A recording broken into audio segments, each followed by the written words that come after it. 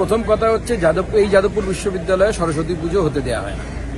তখন যুক্তি থাকে যে সরস্বতী পুজো এই জন্য হওয়া উচিত নয় কারণ এটি একটি শিক্ষা প্রতিষ্ঠান, তার সেকুলার টেক্সচার ধরে রাখা উচিত। তো বামপন্থী এবং তৃণমূল কংগ্রেস কতটা হিপোক্রেট এবং কতটা হিপোক্রেসি এরা মেনটেন করে এটা তার প্রমাণ যে যারা সরস্বতী পুজো হতে দেয় না তারা সর্বতভাবে সাহায্য করে। এবং এখানে কিন্তু দুজনের মধ্যে কোনো শত্রু নাই, দুজনে মিলে একসাথে মিলে এই যে বলি সব রসুনের পেছন দিকটা এক জায়গায় হয়ে যায়, সেরকম সব সিউডো সেকুলাররা একসাথে হয়ে ইফতার পার্টি করানো হচ্ছে। ইফতার পার্টি কি সেকুলার? আর সরস্বতী পুজো হচ্ছে সাম্প্রদায়িক। এই মানসিকতা পশ্চিমবঙ্গের হিন্দুদের বোঝা উচিত। এই যে কমিউনিস্ট যারা সেজে থাকে কমিউনিস্ট, এরা কমিউনিস্ট নয়, এরা হচ্ছে কমিউনিস্ট। এরা নিষ্ঠতা এদের নেই কমিউনিজমের প্রতি, এদের একটাই কাজ, সেটা হচ্ছে ইসলামীকরণ এবং জেহাদিকরণ। যাদবপুর বিশ্ববিদ্যালয়ে ইফতার পার্টি হয়েছে, এই এক টুকরো ভিডিও সোশ্যাল মিডিয়াতে এসছে, ভাইরাল হয়েছে এবং সেটা নিয়ে অনেকেই অনেক সব কথা বলছেন, মন্তব্য করছেন। প্রচুর সব লোকজন হয়েছে, প্রচুর লোকজন। সব কি মানে এই যে যাদবপুর যে বিশ্ববিদ্যালয়, সব কি বিশ্ববিদ্যালয়ের নাকি সব অন্য জায়গা থেকে গিয়ে ওখানে ভিড় জমিয়েছেন? এত লোকজন ইফতার পার্টিতে, মানে সবাই কি মুসলিম নাকি সবাই বসে পড়েছেন বা পার্টি হিসেবে সবাই এনজয় করছেন, জানি না। তো যাই হোক, এটা হয়েছে। আর সুকান্ত মজুমদার, বিজেপির রাজ্য সভাপতি এখনো, উনি প্রশ্ন তুলেছেন যে সরস্বতী পুজো হতে বাধা দেওয়া হয় আর সেখানে নিশ্চিন্তে নির্বিঘ্নে ইফতার পার্টি হচ্ছে। আর যাদবপুর বিশ্ববিদ্যালয়, এটা ঠিক যে ওখানে বাম ঘেঁষা যেসব সংগঠন, ছাত্র সংগঠন, তাদের আধিপত্য রয়েছে। তো যারা নিজেদেরকে মানে ধর্মীয় নিরপেক্ষ বলে বলার চেষ্টা করে বা কমিউনিস্ট মানে ঈশ্বরে বিশ্বাসী না ইত্যাদি ইত্যাদি, কিন্তু সেই বিশ্ববিদ্যালয়ে নিশ্চিন্তে নির্বিঘ্নে আজান দিয়ে এইসব করে ইফতার পার্টি হচ্ছে। আর সরস্বতী পুজো হতে গেলে যত সমস্যা। যদিও আমি দেখছিলাম শিক্ষামন্ত্রী বলেছেন যে হ্যাঁ ওখানে সরস্বতী পুজো হয়, সেটা আমার জানা নেই খুব বড় করে হয় কি, কিন্তু এটা জানা আছে এবারে যেহেতু হয়েছে বিষয়টা, যে সরস্বতী পুজো করতে গেলেও কলকাতা হাইকোর্টে মামলা ঠুকতে হয়। কলকাতা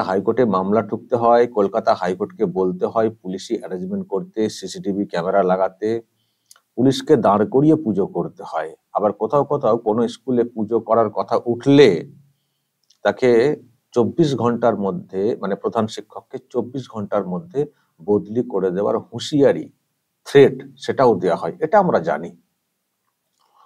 এখন এইসব প্রশ্নগুলো কেন উঠছে? দেখুন, ইফতার পার্টি হচ্ছে, আগেও হয়তো হয়েছে অনেক জায়গাতে, সেসব নিয়ে প্রশ্ন মানে উঠতো না সে অর্থে। এখন ইদানিংকালে এইসব প্রশ্ন কেন উঠছে সেটা হচ্ছে প্রশ্ন। মানে আগেও নিশ্চয়ই, তবে এটা ঠিক যে ইফতার পার্টি আগে, মানে এখন একটা ফ্যাশন হয়ে গেছে ইফতার পার্টিটা, দেখি সবাই একটা করে ডাক দিয়ে দিচ্ছেন। আর পলিটিক্যাল পার্টির তরফ থেকে ইফতার পার্টি, এটা এই তৃণমূল কংগ্রেস আসার পর থেকে আমরা বেশি করে দেখছি ইফতার পার্টি। যদিও এটাকে আবার অনেকে, মানে যারা ধর্মীয় বিশ্বাসী, তারা আবার এটাকে মানে ভালোভাবে নেন না। এই পার্টি ইফতারের আবার কি একটা ধর্মীয় একটা মানে প্রোগ্রাম, তাদের পার্টি, এসব কি, এটা নিয়ে প্রশ্ন রয়েছে। যাই হোক, তো এই তৃণমূল কংগ্রেস আসার পর থেকে পাড়ায় পাড়ায়, বুথে বুথে, এলাকায় ইফতার পার্টি, এই ধরনের আয়োজনটা একটা এসেছে। তো যাই হোক, কিন্তু ইদানিংকালে এটা নিয়ে প্রশ্ন তৈরি হচ্ছে এই জন্য, যখন মানে এই জন্য তৈরি হচ্ছে অন্যদিকে বাধা, যে এখানে পুজো করতে গেলে, সরস্বতী পুজো করতে গেলে শিক্ষা প্রতিষ্ঠানে, সেখানে মানে হচ্ছে না। কেউ বলছেন যে আগে তো হতো না, এখন আবার কেন পুজো করার কথা উঠছে। এটা ঠিক, সব জায়গায় হয়তো পুজো হতো না। এই পুজো, এইসব ব্যাপারে, সরস্বতী পুজো, এইসব ব্যাপারে এখন অনেকটাই জাগরণ ঘটেছে। যেখানে যে স্কুলে সত্যি একটা সময় হয়তো সরস্বতী পুজো হতো না, কিন্তু তারাও এখন করতে চাইছে। তো যখন তারা করতে চাইছেন কেউ, তখনই প্রশ্ন তৈরি করা হচ্ছে কেন হবে, আর সেটা নিয়ে বিতর্ক তৈরি হচ্ছে, এবং তখনই আমাদের কাছেও আসছে, জানাজানি হচ্ছে যে সরস্বতী পুজো করতে দেওয়া হচ্ছে না, নানান সব কারণও দেখানো হচ্ছে পুজো না করানোর পিছনে। সেই জন্যই এইসব ভিডিওগুলো বিতর্ক তৈরি করছে, যে পুজো করতে গেলে বলা হচ্ছে হাইকোর্টে যাও, পুলিশকে বলো, পুলিশের পারমিশন ছাড়া এ হয় না, পুজো হবে না। তো ইফতার পার্টিতে কি পুলিশের পারমিশন লেগেছে? আর দ্বিতীয়ত পুজো করতে গেলে এত সব মানে হাইকোর্ট পর্যন্ত ছুটতে হচ্ছে, আর সেখানে এত বড় একটা বিশ্ববিদ্যালয় যার ধর্মীয় নিরপেক্ষতা নিয়ে বড় বড় কথা বলা হয়, আর সেখানে এরকম নির্বিঘ্নে ইফতার পার্টি হচ্ছে, সেটা কেন? তার মানে এটা হচ্ছে ওই কমিউনিস্ট, যেটা ডক্টর মজুমদার বলছেন, এটা হচ্ছে ওই আর কি, ওনারা এইসব করছেন অ্যাকচুয়ালি ওই তোষণ, সংখ্যালঘুদের তোষণ, এটাই আর কি মানে বোঝানোর চেষ্টা হয়েছে। এখন দর্শক নিশ্চয়ই আপনাদেরও কোনো মতামত থাকবে এসব নিয়ে, যে নির্বিঘ্নে যেভাবে যাদবপুর বিশ্ববিদ্যালয়ে ইফতার পার্টি হলো, আজান নামাজ সবই হলো, এতটা সহজে কি সরস্বতী পুজো হয়? শুধু যাদবপুর বিশ্ববিদ্যালয় না, আমি অন্য সব শিক্ষা প্রতিষ্ঠানের কথা বলছি। যদি সত্যি ততটাই সহজে হয়, তাহলে কেন মামলা ঠুকতে হয়? তাহলে কেন পুলিশ নামিয়ে পুজো করতে হয়? এখানে তো পুলিশ নামাতে হয়নি, কিন্তু সরস্বতী পুজো করতে গেলে পুলিশ নামিয়ে মানে হাইকোর্টের মাধ্যমে অর্ডার করিয়ে পুজো করাতে হয়। এটা কেন? এটা নিয়ে নিশ্চয়ই প্রশ্ন উঠবে। আর বামেদের মানে ওখানে বলা আছে বামেদের একটা ডোমিনেশন ব্যাপারটা আছে। দেখুন, বামেরা বলে বটে যে আমরা এইসব ধর্ম টর্ম ওইসব মানে করি না, কিন্তু কাজকর্মগুলো ওদেরও আমরা দেখেছি, ইদানিংকালেও দেখি, একটু সংখ্যালঘু প্রীতি আছে। হিন্দুত্ব নিয়ে যতটা না তার সরব হয়, তার থেকে অনেক অনেক বেশি, মানে না আমি বলছি হিন্দুত্বর কোনো কিছু হলে তারা যেভাবে বিরুদ্ধে চাচাবাজি শুরু করে দেয়, সংখ্যালঘু সম্প্রদায়, বিশেষ করে মুসলিম সম্প্রদায়ের কেউ কিছু বিরূপ মন্তব্য করলেও বামেরা কিন্তু চুপ করে বসে থাকে। দেখবেন হুমায়ুন কবির হতে পারেন কেন অন্য দলের নেতা, উনি যখন 30% 70% মন্তব্য করলেন, দেখবেন বামের তরফ থেকে কোনো প্রতিক্রিয়া নেই। কিন্তু শুভেন্দু অধিকারী বা অন্য যদি কেউ কিছু মন্তব্য করে ফেলেন, দেখবেন সেটা নিয়ে হই ফেলে দেবে বামেরা। তৃণমূল কংগ্রেস ছেড়ে দিন, ওদের কথা ছেড়ে দিলাম, ওদের নিয়ে আর নতুন করে কি আলোচনা করবো, ওরাও তো এই সবই ব্যাপারগুলো করে। আসলে সবটাই ভোট ব্যাংক, এটার বাইরে কিছু না। আর একটা যেটা বলতে চাই, যে বামেরা দেখবেন প্যালেস্তাইনে কি হচ্ছে সেটা নিয়ে তারা কলকাতায় মিছিল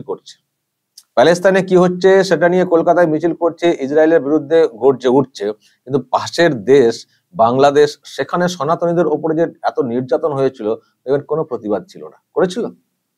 সুতরাং বামেরা বলে যে আমরা নিরপেক্ষ, কিন্তু তাদের কাজকর্ম একটি সম্প্রদায়ের দিকে ঝুঁকে, পক্ষপাত দুষ্ট টাইপের আর কি ব্যাপার।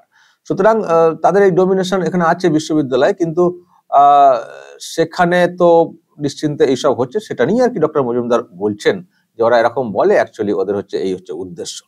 তো যাই হোক, এইসব হয়েছে বামেদের বা সবারই একটাই উদ্দেশ্য, তো বাম বলুন তৃণমূল কংগ্রেস বলুন, এরা হচ্ছে যে এইগুলো করতে দিলে ভোটটা আসবে। আর বামেদের যেটা ইচ্ছে, যে বামেদের দিকে অন্য ভোট তো সহজে আসবে না, যদি এদিকটা বিক্ষুব্ধ গোষ্ঠী যারা তৃণমূল কংগ্রেসও পছন্দ করে না, আবার বিজেপিকেও পছন্দ করেন না, যদি সেই ভোটটা আসে, তো সেই জন্য তারাও এইগুলোর দিকে দেখবেন একটু ঝোঁক দেয়। দেখুন, বামেরা অস্বীকার করতে পারে, কিন্তু আমরা তো সাধারণ মানুষ, আমরা বুঝি না এগুলোকে এ করার কি অর্থ, বুঝি না, বামেদের চালচলন দেখে বুঝি না।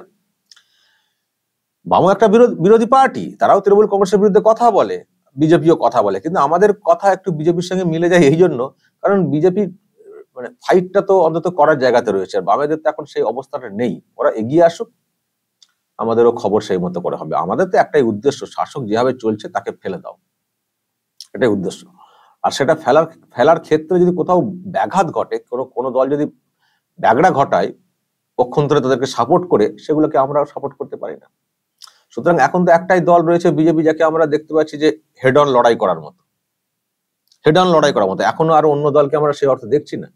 আর এখন যা মেরুকরণ বিষয়টা চলে এসছে, আমি বামেদের খুব একটা জায়গা হবে লড়াইয়ের, আমার তো সেটা মনে হচ্ছে না। সেই জন্য বিজেপির একটা সম্ভাবনা আমরা দেখতে পাচ্ছি, সেই জন্য আমরা তাদের কথাগুলো বলি, পৌঁছে দেওয়ার চেষ্টা করি। তারাও যে ঐক্যের ডাকটা দিচ্ছেন সরকারকে ফেলে দেওয়ার জন্য, সেটা আমরা পৌঁছে দেওয়ার চেষ্টা করি। আর আমাদের একটাই লক্ষ্য, বারবার বলছি, একে হটাও, না হলে হবে না। এরা এত তোষণ করে ক্ষমতায় টিকে থেকে নিজেদের পকেট মোটা করে। যারা সব ইফতার পার্টিতে গেছেন, আদতে কিছু লাভ করেনি। এই তোষণই হয়েছে, এই একটা পার্টি করতে দেবো, কিছু শসা পাঠিয়ে দেবো, কিছু আপেল পাঠিয়ে দেবো, খাবে দাবে কিছু একটু দিয়ে দেবো, ঈদের সময় সিমাই লাচ্ছা কিছু দিয়ে দেবো, এই টুকরো টুকরো। আদতে কমিউনিটির কোনো লাভ হয়নি। এতগুলো বছর এই সরকারটা আছে, মুসলিম কমিউনিটির জন্য এই সরকার সে অর্থে কিছুই করেনি। কিছু চোর বানিয়েছে, চোর পাড়ায় পাড়ায় দেবেন, কিছু চোর বানিয়েছে। মানে কিছু মুসলিম ছেলেদেরকে নেতা বানানো হয়েছে বুথ স্তরে, বেশি ওপরে চান্স নেই, মন্ত্রী লেভেলে চান্স নেই, ঠান্ডা করে ওই মারপিট করার জায়গায় আছে। গুড়মুড়ি খেয়ে ভোটের দিনে মারামারি করবে, লাঠি সোটা করবে, মাথা ফাটাবে, নিজেদের মাথা ফাটাবে, মরবে মারবে, এই কাজে রয়েছে। আর কিছু নেতা লোকালি মানে বানিয়ে দেওয়া হয়েছে, ওই পঞ্চায়েতে বুথে এইসব জায়গায় চুরি করবে। এই কিছু চোর ডাকাত মুসলিম কমিউনিটির বেড়েছে ইদানিং কালে। অনেকে বলছেন যে মুসলিমদের হাতে ক্ষমতা এসছে গ্রামে। ক্ষমতা না, ভালো করে খোঁজ দিন, যারা ক্ষমতা ধরে রেখেছেন গ্রামাঞ্চলে তারা কতজন সৎ আছেন। পঞ্চায়েত সমিতি কতজন সৎ লোক মুসলিম কমিউনিটির জায়গা পেয়েছেন দেখে নেবেন, হাতে গুনে খুঁজে পাবেন না, খুঁজতে আপনাকে হিমশিম খেতে হবে। সৎ নেতা মুসলিম কমিউনিটির যে কটা লোক নেতৃত্ব দিচ্ছেন, ম্যাক্সিমাম চোর ডাকাত। কি ছিল কি হয়েছে একটু দেখে নেবেন তো। তাদের দিয়ে কমিউনিটির উন্নতি ওই চোর ডাকাত দিয়ে? তো যাই হোক দর্শক, এই হচ্ছে ব্যাপার। সবই ভোট ব্যাংক, তা না হলে এত ঘটা করে এইসব হতো না, বা এইসবগুলোকে করতে যাওয়া হতো না। যদি এত ঘটা করে সরস্বতী পুজো আয়োজন করা হতো, দেখতেন এই যাদবপুরেই কত অশান্তি লেগে যেত, কত বাধা বিপত্তি ঘটে যেত। যদি আবার ওখানে বিজেপির লোকজন যাওয়ার চেষ্টা করতেন, দেখতেন এটা নিয়ে কি হতো। দর্শক বলবেন যা বলার এই নিয়ে, অবশ্যই বলবেন, কমেন্ট বক্সে নজর রাখবেন আরামবাগ টিভিতে।